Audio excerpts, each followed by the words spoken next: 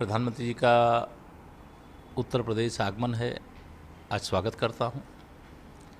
पहला कार्यक्रम उनका गोरखपुर में गीता प्रेस के स्थापना के 100 वर्ष पूरे होने पर और गीता प्रेस के शानदार समाज की एक तरह से और संस्कृति की सेवा के लिए जो 100 वर्ष बिताए हैं वो अद्भुत हैं।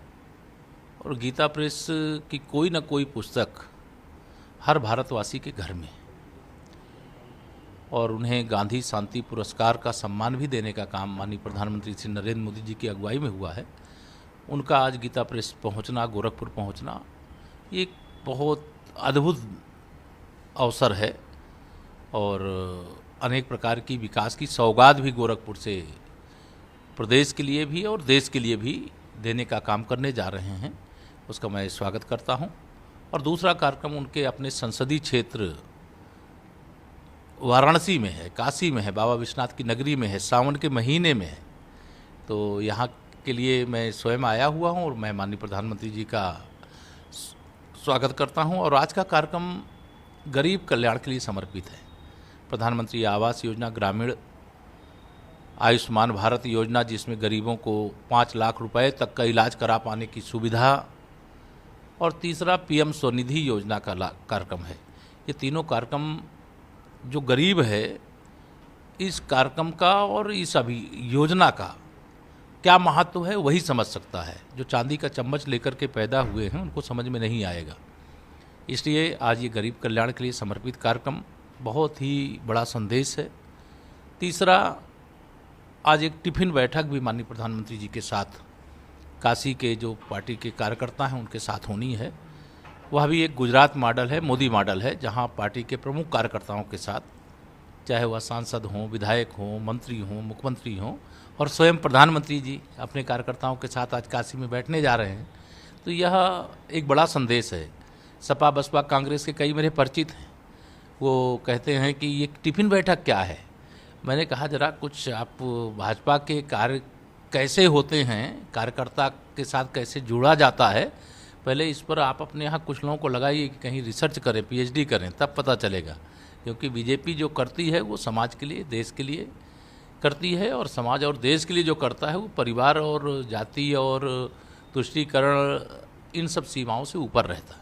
राहुल गांधी जी की पुनर्विचार याचिका खारिज कर दी गई है और सजा बरकरार रखी है। देखिए, इस याचिका के खारिज होने के फैसले का निश्चित तौर से मैं तो व्यक्तिगत तौर से स्वागत करता हूं। यह किसी को अहंकार नहीं होना चाहिए कि वो किसी परिवार विशेष में पैदा हुए हैं और किसी कुर्सी पर उनका जन्मसिद्ध अधिकार है, और इसलिए वो किसी भी व्यक्ति को अब शब्दों का प्रयोग कर सकते हैं जो किसी भी दृष्टि से संसदीय मर्यादा के विरुद्ध होता है, किसी के मान सम्मान के विरुद्ध होता है। तो लोगों की मानहानि करना या श्री राहुल गांधी जी का स्वभाव बन चुका था, लेकिन माननीय न्यायालय ने उनको बताया है कि किसी को भी अपशब्द कहने का किसी को अधिकार नहीं है। राजनीति करना है तो हर व्यक्ति को, राजनीति करने वाले को शब्दों की मर्यादा का ध्यान रहना चाहिए। जो काम श्री राहुल गांधी जी कर रहे हैं वही काम आजकल श्री अरविंद केजरीवाल जी कर रहे हैं, वही काम उत्तर प्रदेश में आजकल श्री अखिलेश यादव जी ने भी शुरू कर दिया है। तो भाषा की मर्यादा का ध्यान रखें। अहंकार होगा उनको, लेकिन अहंकार जनता अगर किसी को आता है तो जनता जनार्दन का रूप होती है, और जनता जनार्दन अहंकार को समाप्त करना भी जानती है।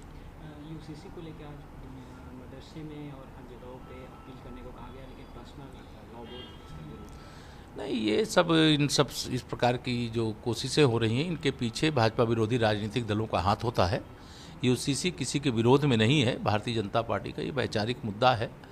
और जो लोग आज यूसीसी का विरोध कर रहे हैं और श्री राम जन्मभूमि पर मंदिर निर्माण का समर्थन नहीं कर रहे थे, वो धारा 370 हटाने का भी समर्थन नहीं कर रहे थे, वो ट्रिपल तलाक पर रोक लगाने के कानून का भी समर्थन नहीं कर रहे थे। जो भी अच्छा काम होगा उसका विरोध करना जिनकी मानसिकता है उसकी कोई दवाई नहीं। उनसे बस यही कहूँगा कि यूसीसी के मतलब को समझें और जो भारत लॉ कमीशन है उसको अपने सुझाव दें, और ऐसा कोई काम ना करें जिससे एक अच्छा खासा माहौल जो देश को प्रगति के पथ पर लेकर के आगे जाने का है, जो माननीय प्रधानमंत्री जी का सबका साथ सबका विकास का स्वप्न है, उसको साकार करने का है।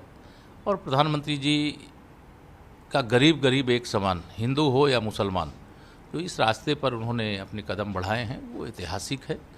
और इसलिए सबको ऐसे किसी विषय का विरोध नहीं करना चाहिए। माननीय प्रधानमंत्री जी कोई भी काम देश के और हित के विरुद्ध और देशवासियों के हित के विरुद्ध न किए हैं, न करते हैं, और मुझे पूरा विश्वास न कभी वो करेंगे। देश के हित में जो काम है वो करेंगे, उससे न डरेंगे। जयंत चौधरी जी और ओम प्रकाश राजभर जी क्या बीजेपी में शामिल हो रहे हैं? अभी ऐसी कोई बात नहीं है। अभी तो आज हम लोग माननीय प्रधानमंत्री जी के आगमन पर उनके स्वागत की तैयारी में हैं, कार्यक्रम को सफल बना